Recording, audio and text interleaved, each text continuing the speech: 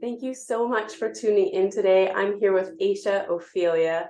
Such a pleasure and a privilege. I'm so much in gratitude for all that you bring to the world. Ayesha is a spiritual provocateur. She's an incredible writer. She is a truth seeker, creative savant. She is passionate about exploring human potential and really vibrates at the frequency of love and is amplifying that in such a big way right now. So I'm truly honored to be joining you. I can feel it in my heart for sure. And I also want to share that she is an owner of a LEIAMOON steam seat, and we're currently seated, perched upon our steam vessels as we chat right here. So I love this idea, really grounding into our roots together, to our sacral areas. Even though we're behind a virtual screen, it feels like a secondary way to kind of loop our energies that feels super grounded. So yeah, thank you. Thank you so much for being here and bringing all that you do. I would love to start off by just hearing more about your story, your background, how just your path of self-discovery and all that you're sharing now as a writer and a big voice in this community. Thank you. Thank you for the invitation. Thank you for the steam seat. I have been enjoying it for the last few months, and it has really dropped me into my story about the beginning. And so I thought I might start off with a story. And because we're sitting on our steam seats and we're sort of womb to womb, even though we're virtual, I think my path to self-discovery, especially when it comes to being a woman, having a yoni, having a pussy, having a vagina, however you want to say it. I just thought I'd start off with a funny story from when I was in 5th grade. And it was a time when I felt like I was like sort of like coming of age. And I have a friend who's a comedian, and she asked this question, like, when was the first time you realized that you had a vagina? And the first time I realized was when I was on the playground and I was sliding down a pole. And then I proceeded to keep sliding down that pole because it was such a delight. And I tell that story because it brings some levity to a pretty long journey with peaks and valleys. And I feel like I'm just like coming home to her. Like, as I was preparing today, I was like, what does my womb want me to say? What do I want to wear? I'm like, okay, I want to wear white. And then I started having this memory of my first bleed, and we're just going right in and not really telling anyone. And so many women and girls who are around my age had that same experience where we just kind of figured it out. And eventually my mom just kind of like found my underwear and found out that I was bleeding. And then we sort of had the conversation.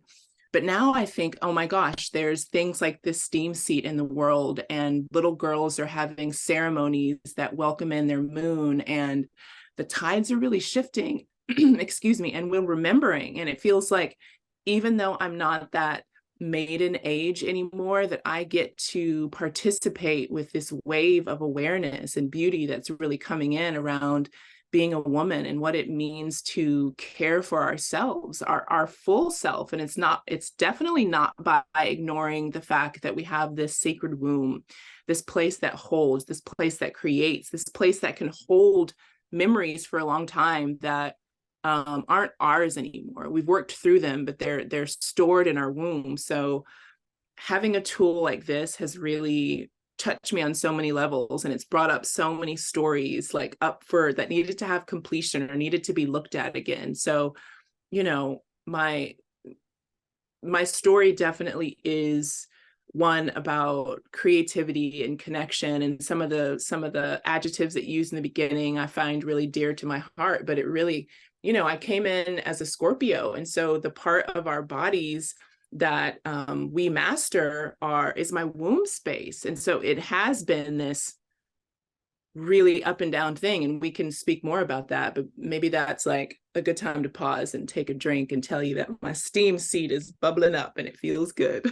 Yeah, I love that you're starting at the beginning of realizing your awareness around that part of your body and how young we were during that time and how little information there was, where it really was like your own self-discovery instead of like, learning from a diverse group of elders and, people in your family that were already initiating you into that. We kind of had to do that on our own, at least in my generation, for sure. I was reading teen magazine, like horror stories about people bleeding through their pants and being like, okay, I guess can't wait for that to happen to me. I wasn't sure. And I also bled much later than a lot of my friends. And I remember kind of this funny thing of them like throwing pads at me and being like, it's almost your turn. And I was like, this is like, yeah, it just felt really jarring rather than rooted in celebration and understanding this huge initiation and our first real like liminal space of transitioning into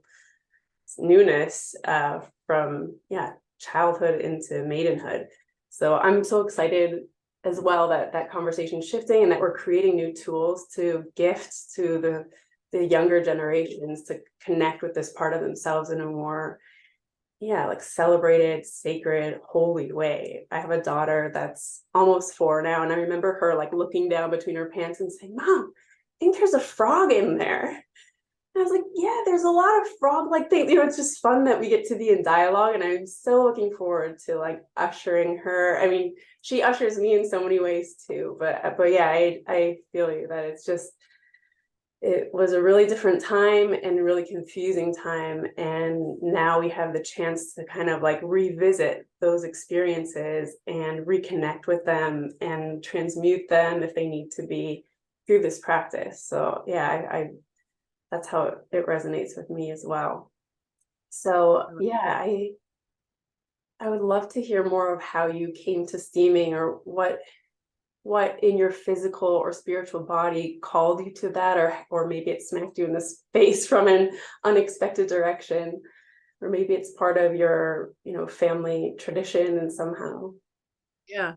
Well, I feel like it's part of all of our traditions. And when we start to do it, we start to remember that this is a tool that we have. There's like a remembrance. Mm-hmm. And I put a little rosemary in my steam today for remembrance. But I think for me, the tides really started to shift when I started to go to this women's herbal conference. And maybe a decade ago, I started calling it witch camp because we would just talk about herbs. And it was all of the things that I loved. And it was really the first time that I saw like organic cotton pads and people sort of doing their moon and their bleed differently, not calling it their period. There was this whole other world that was calling me. And when I found it, I was like, this feels like the truth of what this is. And so there's a part of me that is a little bit in grief that it took me so long to, sorry, can you hear that? No. Okay, good. Part of me is still in grief because it took me so long to really love my moon and honor it. And it feels like that was maybe 10 years ago. And on that wave, I just started to, okay, well, I'm going to take time. Actually, I'm not going to push myself, because before it was like, I didn't understand the cyclical nature. Even though I felt it, the world was doing something opposite. So I just got on the world schedule. And I think all of us did to some degree. And that path really only leads to one place, which is burnout. So starting to live in sync with cycles and my moon and really having ritual around it, returning blood to the earth, all happened within the last like 7-10 year cycle. So it still feels very new. I'm still finding creative ways to honor the power of the womb and honor the sacredness of it. So, for me, it was just seeing it modeled by other women who were older ups, crones, some people who were younger who had the information because their mamas were into it. So it just started to become more and more prevalent for me. And, more and more of my friends got on board as I was like, oh, I'm trying the Diva Cup, and oh, I'm returning my blood to the earth. And oh, I'm actually not going to go work out today. I'm going to take time. And, I started steaming on a regular basis through Jaguar Woman, who's probably going to be on this series, I believe. And she came and did some stuff in Chattanooga where I used to live, and really just showed me how, even with not having something as amazing as this, just to like set up quickly, like doing that and going to spirit weavers and just being around more people who were honoring their womb in this way, and it feels really good. It can bring up a lot of stuff, and depending on, how you do it, this is really comfortable. We're sitting and sometimes you're squatting, and that brings an extra element of groundedness, but also it can like bring up a lot of stuff, which is good. But yeah, that's been my journey. And maybe we can, within that, I've had some things that I've needed to heal and release, and steaming has been such an ally for not just my cycle, but in between it, when I felt like, oh, maybe I did something sexually with someone and it was faster than I wanted to go, even if it was my partner. Like maybe there's still stagnant energy from past experiences I've had, or ways I've ignored my intuition, because it's all connected, right? This energy runs up and down our body. So yeah, Yeah. that's just a little bit of my. It's something I've been feeling into a lot lately, is like thinking of our vaginal canal and even our uterus too, as like it's just this hyper intelligent space in our bodies. And it's true, like the structures of the civilization that we've evolved into are not very in reverence of that. So I think us as women, it's now our job to kind of like stand against that, and or just push back more, and make it more apparent, so that we can find, more of that rhythm in the way our civilization is continuing to kind of tread into the future. But I've noticed, I guess, that like when you're talking about even in sexual relationships, or like any kind of relationship out in the world that might not even physically touch that part of our body, there's kind of like this reaction I think we've had as women, where there's like a constriction, like if we even think of our throats, like we have these tubes at both ends of our body and at the edges of our entire spinal cord.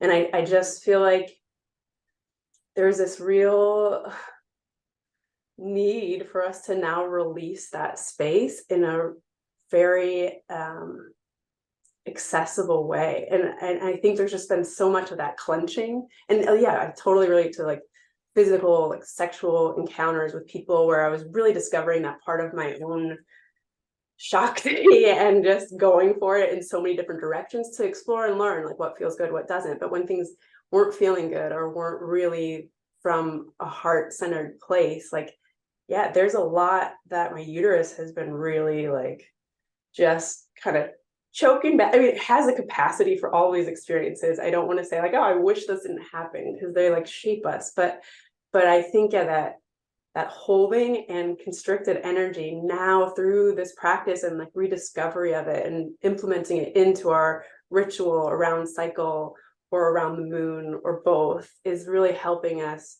to finally open and relax in our own sovereign space. And I just find that to be such a unique experience for me in my lifetime. I was like, oh, I haven't been able to really open my body like completely.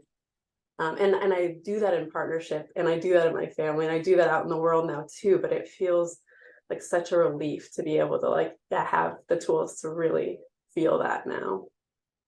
Yeah, I like that you brought up the throat womb connection, because like when we start at the root and we release constriction, there's like an energetic flow. It's like all of what Kundalini is. Like we like shake up the energy, and then we share it with the rest of our chakras that guide us up. So having that conversation with the womb is really important. And there's so many ways that you can do it, but this is a really powerful, gentle, accessible, fun way to do it. I mean, it's different if you've never done it. So I really like that you brought up that connection, because they're so connected. When you see a photo of what these body parts internally look like, it's very much the same. Yeah, I love those visuals too. So how are you feeling in that space right now? I'm curious. Is it Yes, what it's is it's good.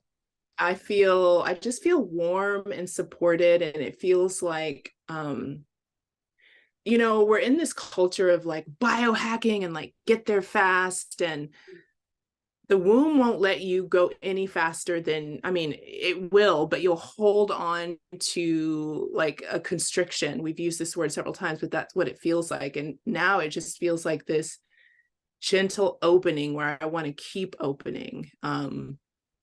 Yeah, it's nice. I remember you writing in one of your newsletters that you wrote it from, sitting on your LEIAMOON seat. So how, like, through your writing or other ways of being a creator, have you layered on this practice? Like, what is that relationship like?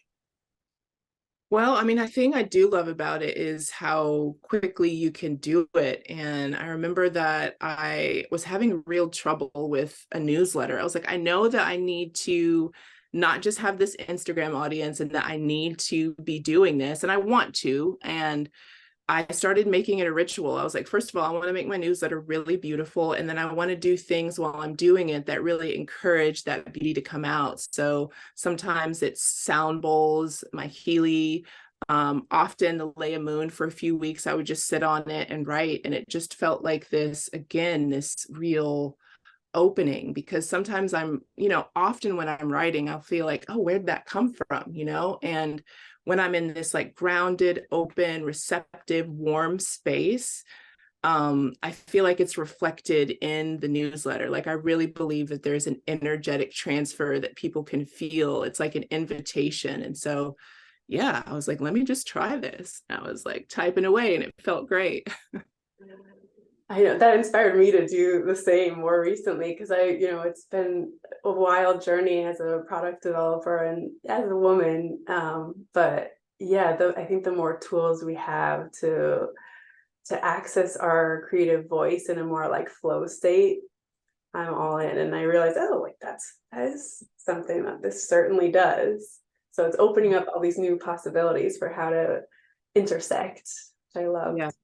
Yeah. I like that word. That's what steaming kind of feels like. It's like infinite possibilities for what this space can hold, where it can connect you, what you can create when you're in that flow and you're receiving. And it's like women just give so much, and so many of the ways that we talk about that, like, oh, I bleed out, or I give to, I give too much.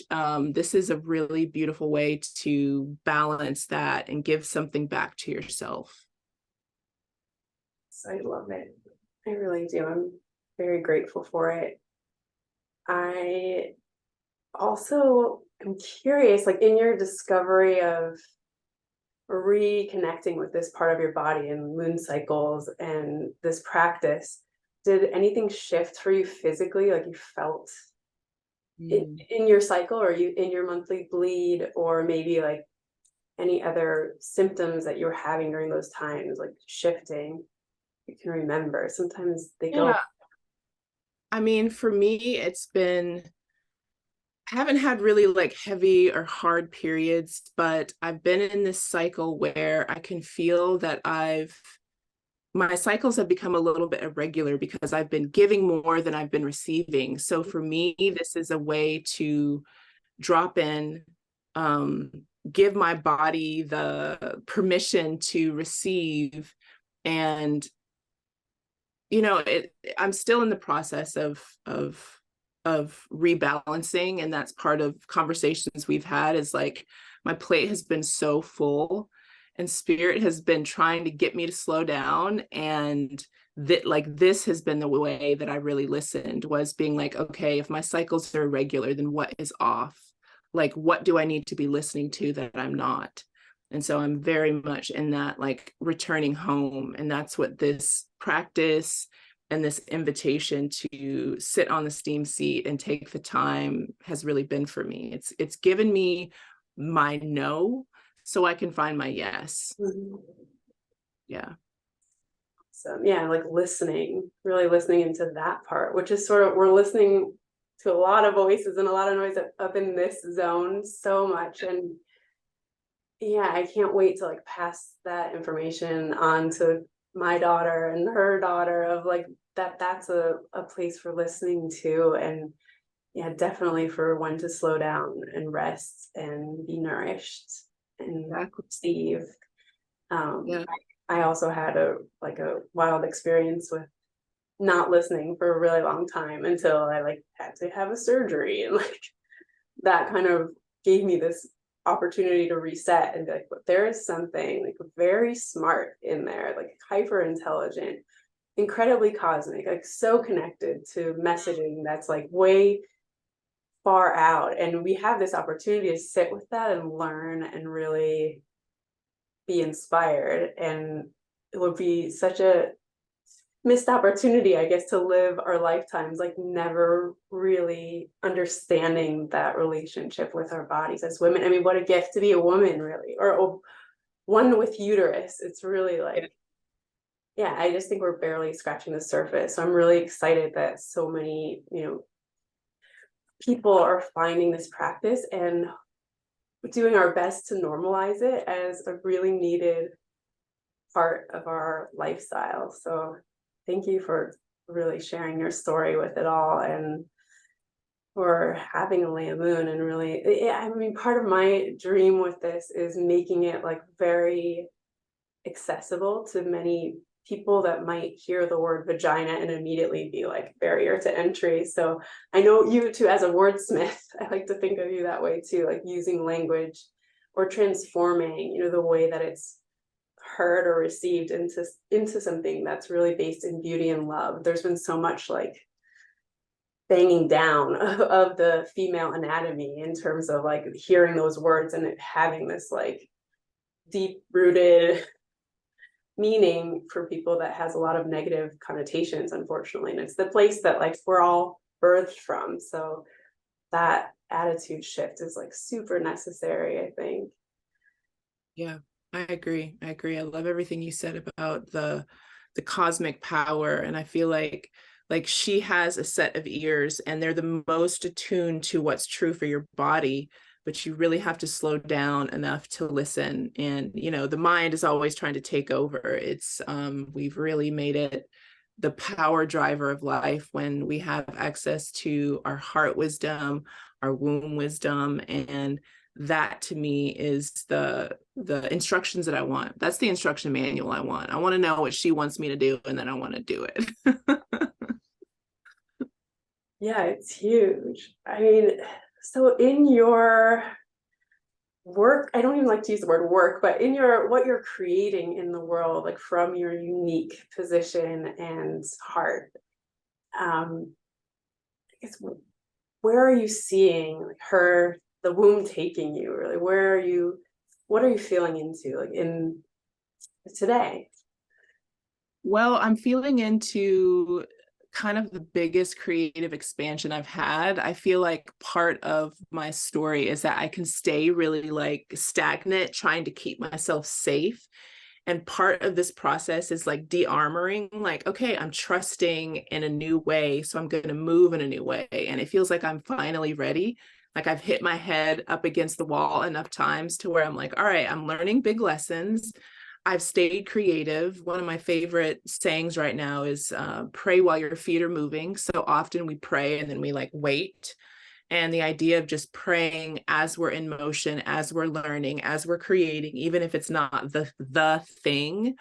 And I think part of like finding the gene keys, doing all these things is like coming home to there's no outer thing that I can have, no accolade, no praise that's going to fill only what this inner relationship is about. So that's part of it too. It's like enjoying the journey, having joy, remembering that if it doesn't feel good while I'm creating it, that I can shift that I can bring joy in, that I can go sit on my seat, or I can go put my feet in nature. So for me, there's some definite tangible things that I see that are within reach, but it's also just this feeling of acknowledging beauty and having more joy, and I can get really serious. So, that's what feels really exciting, is to just continue to be a prolific creator of what I find beautiful, but also to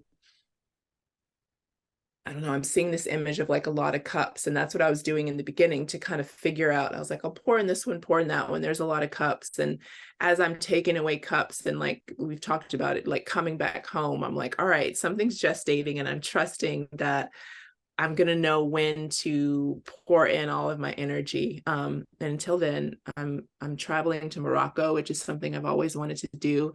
And I thought I was going to have to do it when I was like in my 50s or later. I was going to, like my 50th birthday is going to be in Morocco. And now I'm going like decades early. So that feels really on point. And yeah, just really excited about life in general.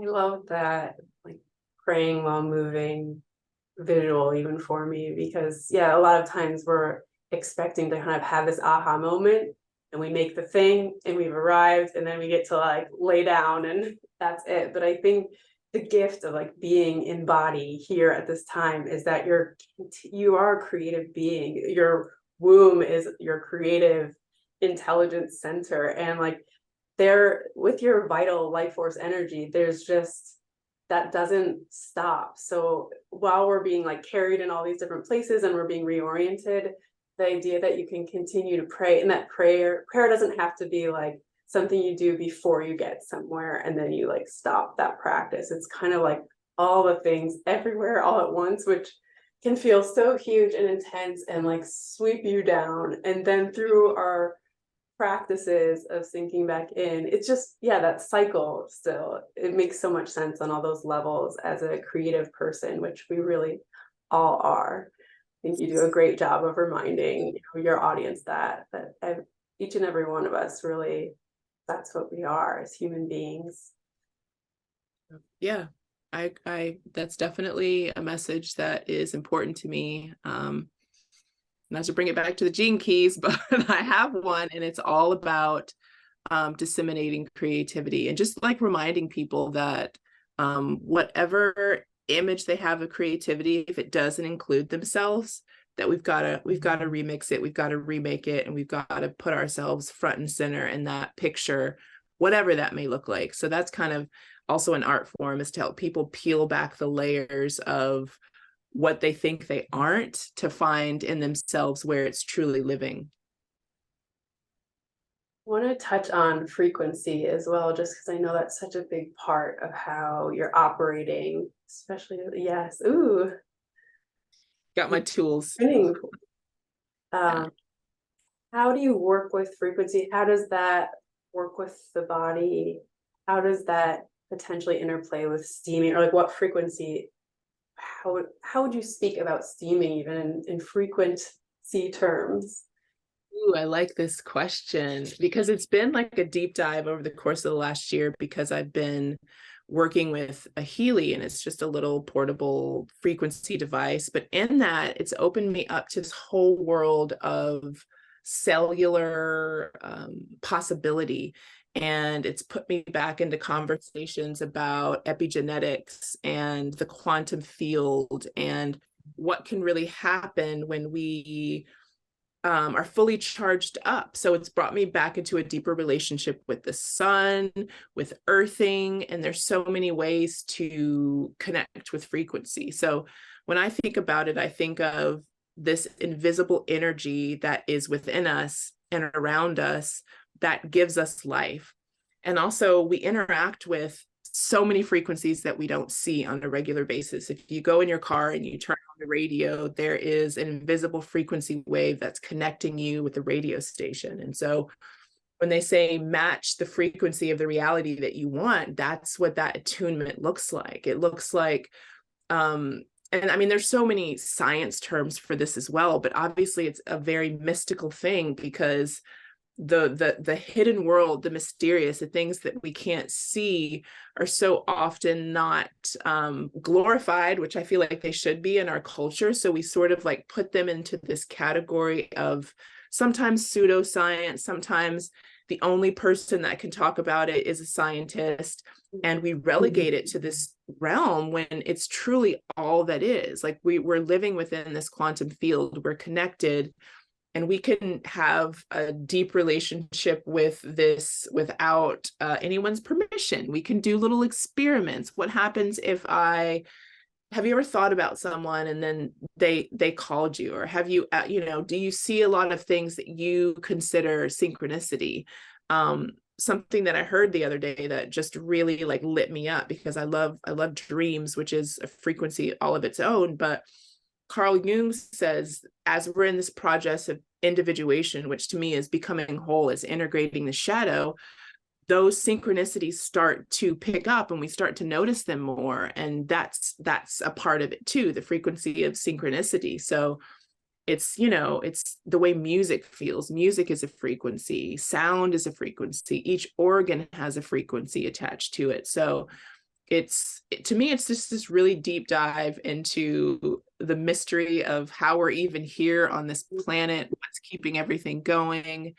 And I love it. That's amazing. I remember like at design school, I had this one amazing teacher that talked a lot about frequency, or like the vibrations between like the most microscopic pieces that make up our entire body. And like really, if it's like the form is what our eyes are able to see, but really at that like intensely micro level where everything, single thing is just like vibration ricocheting off each other. And you're right, like that can travel far and wide. And when you think of someone or think of something, like the messages pop up, or yeah, it's amazing to think about it that way, because in that sense, like it is physical. Kind of think about like everything being more in this ethereal plane of how you're connecting psychically to things, but it seems like it's a physical phenomenon with frequency too, or it's all the things. You're right, it's everything. Yeah, it's physical, it's non-physical, it's like all of reality. And that's hard to, it's like, how do we pinpoint one part and talk about it? But as far as the steam, it feels like the frequency of, and these are just words, but like, see how they feel. It feels like the frequency of softness, the frequency of belonging, the frequency of remembering. Sometimes it feels like the frequency of catharsis, which can feel like very like gritty in the soul. So, and it would be really cool too. And I might just do some frequency experiments, because I have this little Healy where you can do your aura before. So it measures the strength of each of these energy centers that we're talking about, our root, our heart, our throat, third eye, and above. And so it would be cool to do an experiment where I did one before I sat and then after I sat, and see which, where I needed it, which values change. So, I mean, it's yeah, it's all frequency.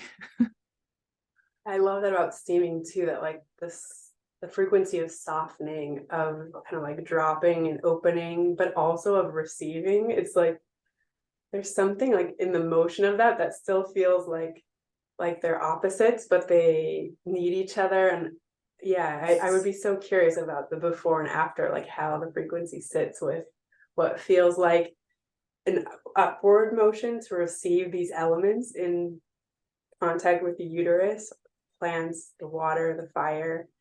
There's a receiving, but there's like an action that our body does of also like letting go and releasing. And like, yeah, even women that I talk to that have issues with stagnant matter causing a lot of cramps, or just having a lot of discharge, like it's like the thinning of all the mucus in the muck. The muck is awesome. It's like the dark, the dark moon pieces, or the full moon, that where it's like activated and emotions are being purged and old stories are being rewritten. And so I think there's like a thinning of that that's also part of that release and softening. It's just there's so much there. I love that it's so fluid to have these conversations with other women too. What felt like such a foreign language at first, maybe because of how it felt as children relating to that space, like no one was talking about it, so we kind of made up our own stories, which are beautiful for sure, but it made us feel kind of siloed, I think, in how we were really feeling. So I'm so grateful that we're getting to sit on our seats together and chat like this. Me too. And, I think a part of it is, sorry, my seat's telling me, I'm just going to turn it back on.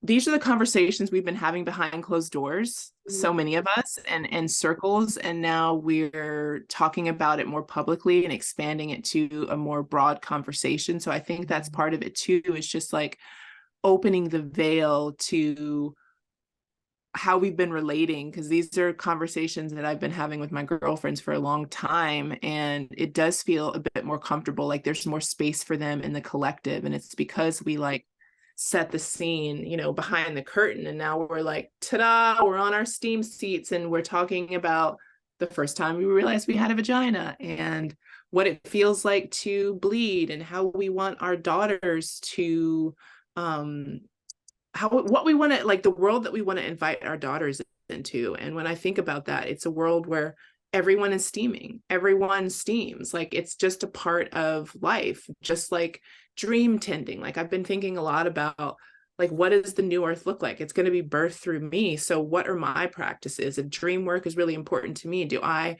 invite people to tell me their dreams? And yes, I do. And do I talk to people about steaming? Yes. Does my man come in and he knows what he knows about all this? So like, that's how we like plant the seeds for the new earth to populate, is through the collective. So just appreciate the opportunity to continue to, I like having provoking conversations. I like gently poking the bear that lives within all of us, and that really needs to be a little bit agitated and ruffled so new information can come in. And I think there's a really like beautiful way to do it. And yeah, just excited.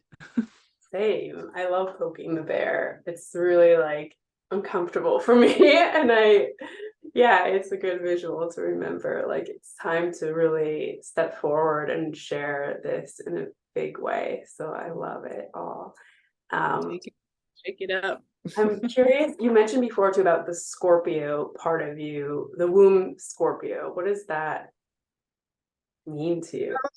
Well, it means a lot because I'm trying to remember the first time I realized I was a Scorpio and started really getting into it, and then finding out that each astrological sign rules a certain part of the body. And so they may experience more imbalances within that. So I have a lot of emotions and they come up. And unless I have like a way, just like you said, to open, to not only let go, but to receive, then there can start to be imbalances. So, you know, I've had many things throughout the years that brought me into a deeper conversation with my womb. And it's usually when something's not going right or working, but there she is all the other time, having all of this wisdom and this, you know, when I think about like power left on the table, I'm not exactly sure how you said it, but I think about, you know, not being in conversation with her, how many times that there was like a deep wisdom in the animal of my body. And, you know, however you want to think about it, like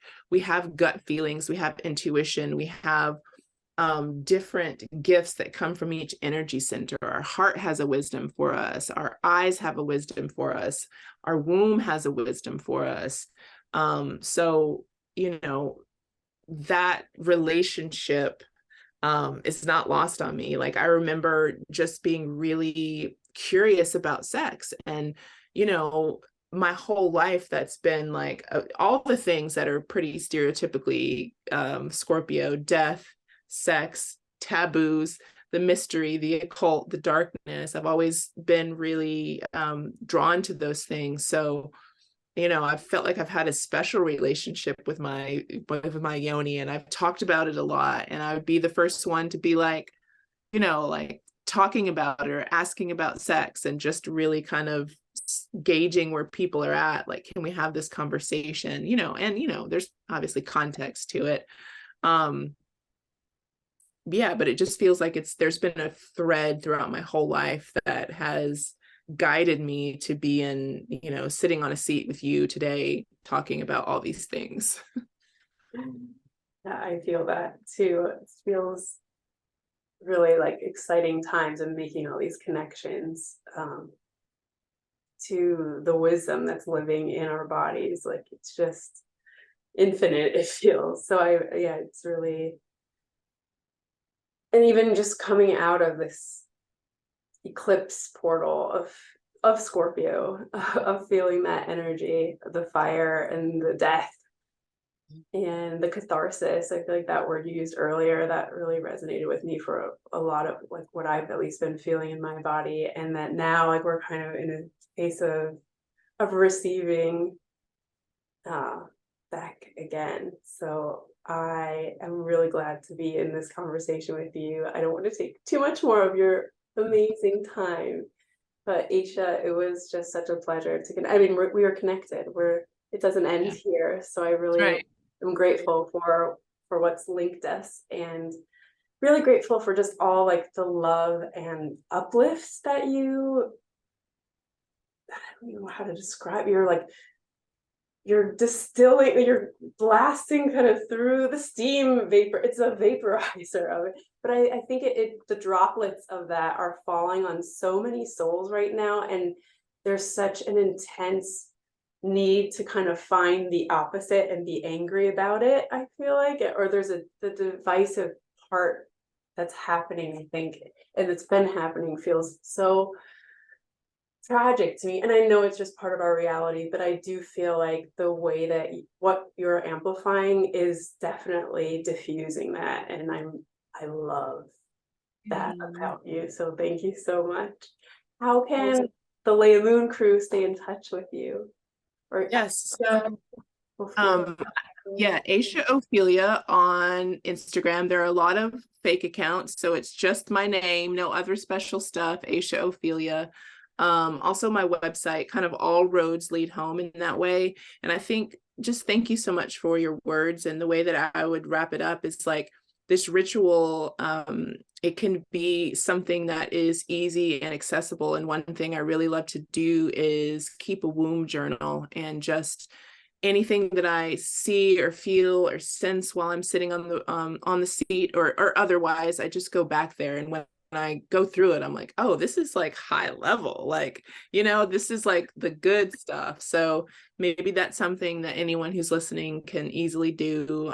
It can be a part of your journal. One of my dream teachers says the most important book you'll ever read is the book you're writing. So jot down some things, some wisdom from your womb. I love that idea, having a womb journal, like somehow even linked into like cycles, and being super aware of like when you're steaming and where you're at in your phase. Just there's so much richness there that I'm excited to tap back into. And now I'm still talking, but I just got my first cycle back postpartum, so I haven't even had a bleed for 18 months. And then my daughter was like almost another like 2 years before that, so it's felt so alien, and such a kind of an awesome challenge to be developing this product and this kind of voice around it, while I was really kind of more in the cave of the uterus for that moment, and it wasn't really about cycling and bleeding. But really what brought me to the practice, much like you, was like the revelation of that connection to moon. So I think, yeah, like writing around your cycle, I'm so excited to be able to do that again now. So yeah, thank you again so very much. I look forward to living. Thank you.